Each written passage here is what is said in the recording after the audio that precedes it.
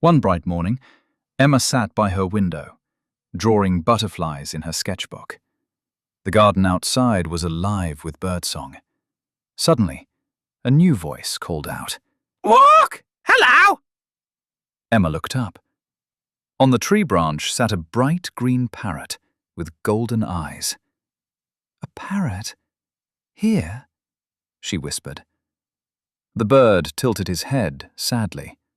"I'm lost. Can you help me?" Emma's eyes widened. "A talking parrot," she smiled.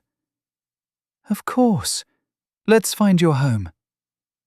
They set off through the park. At the pond, Emma asked a family of ducks, "Have you seen this parrot's home?" The mother duck quacked calmly. "Not here, but I saw him flying near the big oak tree." Next, they reached the playground. Children laughed and played on the swings. A girl with a red ribbon pointed. "I saw a boy with an empty cage in the town square. He looked worried." The parrot flapped excitedly. "That's my friend." On the way, Emma's stomach growled. The parrot chuckled. "Hungry?" They stopped at the bakery. Mrs. Baker gave Emma a bun and said kindly, "I saw a boy with a cage near the fountain."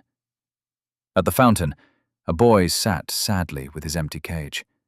His head was down, eyes full of worry. The parrot cried out joyfully, "Tom! Tom!" The boy lifted his head, amazed. "Polly, you're back!"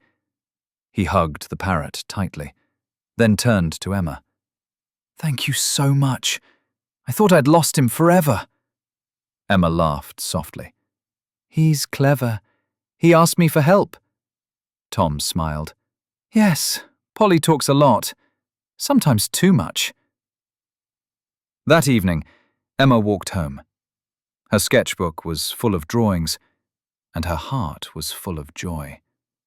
As she lay in bed, she whispered softly, "Big adventures can start with small voices. Even a parrot saying hello."